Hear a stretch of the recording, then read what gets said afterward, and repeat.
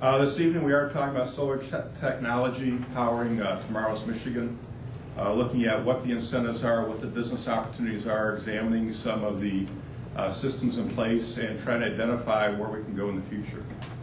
Panelists today are Brian Tell from Shadeplex, Thomas Wither from National Adopt-A-Watt Program, and Therese Thrill from MEDC will be joining us as we move along this evening.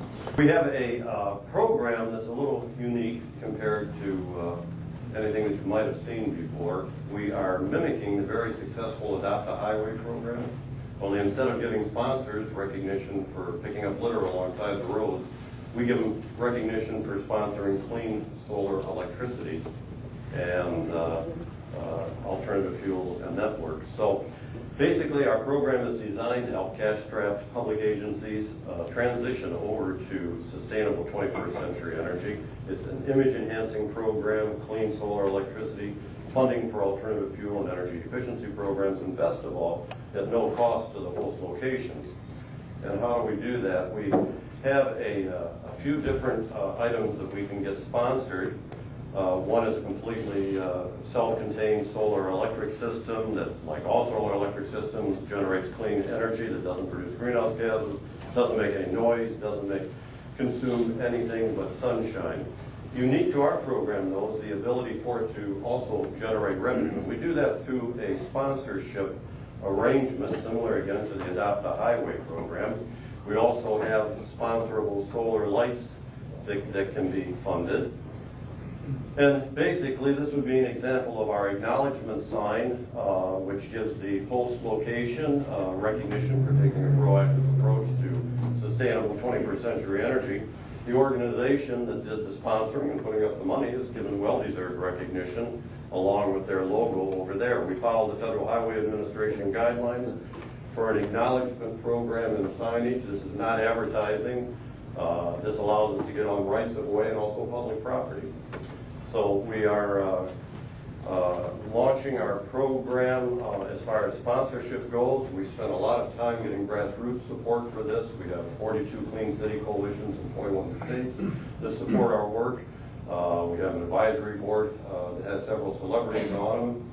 On that board, we have host locations with signed contracts at cities, airports, bridges. We were down at Market Park last week, and there's a number of things in the work right now. One of the largest airports in the country we will soon be at. So we give sponsors the ability to green their brand, if you will, and put a green halo on their brand, demonstrates corporate social responsibility. Our host locations benefit and are the beneficiaries of the clean energy and the money stream that's generated through this program, and then the environment wins, as you would guess, by clean solar electricity.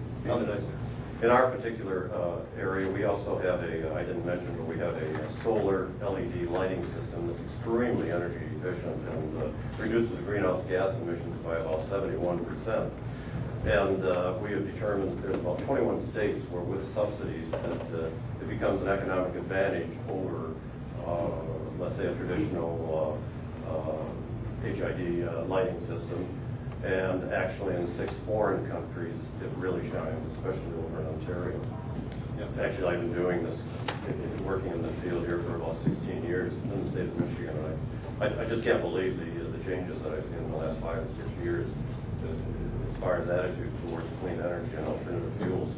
And that building reluctance that was always, especially right in this area, that we're going to destroy automotive jobs and ruin the automotive industry and everything else, it's kind of dissipated. So in our opinion right now, there has just never been a better time to go into solar or clean energy, especially in this area when the jobs that are being lost can be replaced through clean energy production and green collar type jobs. So we think it's an excellent atmosphere right now, especially in this area. I'd also like to add too, that was one of the reasons for founding Adopt-A-Watt, was getting tired of waiting for government subsidies and handouts. So, as I said, I've been doing this for 16 years, and I saw what was happening. We usually ended up in the back of the line when all the money was billed out for the energy technology. So I said, let's take a business-based approach to this and figure out a way to come up with a public-private formula to fund clean energy and alternative fuel is the frosting on the cake. The cake for us is the sponsorship money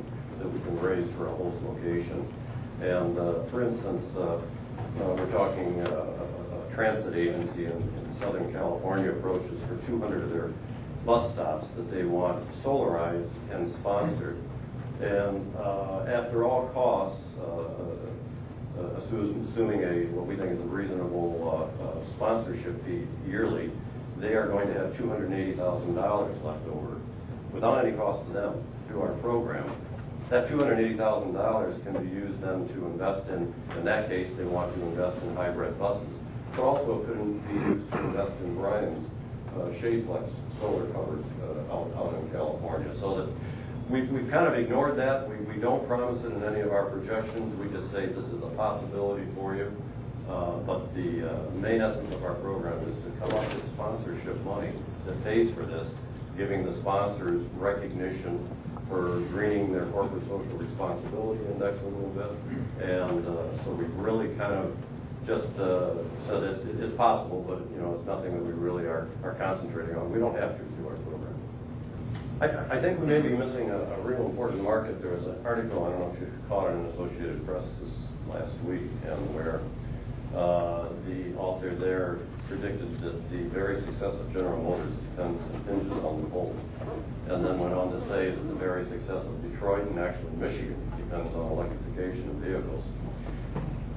I think, and Brian and I are talking about this right now, about utilizing solar to serve as an offset for the recharging of EVs.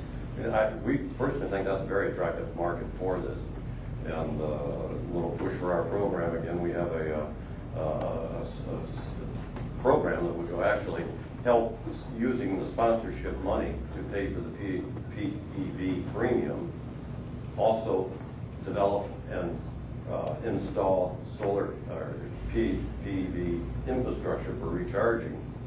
And that supports the very car industry that is down on its luck right now and can help regenerate this whole area. So we think everybody should be supporting the transition that we have going on with EVs, and we think solar can play an important part and role in that as it serves as a clean energy offset. We've really struck off, and we've talked with over 150 airports. As I just mentioned, we're closing right now on one of the world's busiest airports. 32 million people a year go through there. And they've identified 52 locations for our sponsorable solar photovoltaic arrays. So, and the beauty of our program, what's going to happen now, is to help educate and inform. 32 million people a year are going to be driving through that particular airport, and if it's good enough for that airport and for Google or GM or Dell or whoever to be the sponsor, maybe it's good enough for me too. And that's part of our whole mission, to help educate and inform the public, so that that will help increase solar installations no matter where they're at. So the airports took off for us, the DOTs right at the beginning were a little reluctant, but we will be returning. In fact, New Jersey Transit Authority just recently called and wants to revisit.